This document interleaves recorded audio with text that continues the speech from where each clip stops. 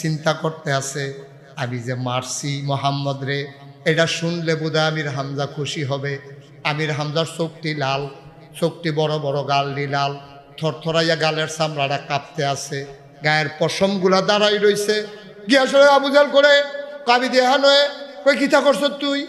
কোন সময়? কয় কতক্ষণ আগে?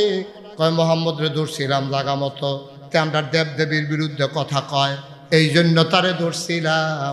কয় তুমি নিজে যখন রাত সাক্ষী হয়েছ, আর সাক্ষীর দরকার নাই।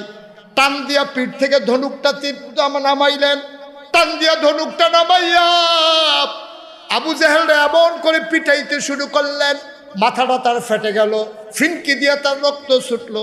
আমির হামজার সামনে দাঁড়াইয়া আবু জাহেলের প্রতিরোধ করার ক্ষমতা ছিল না।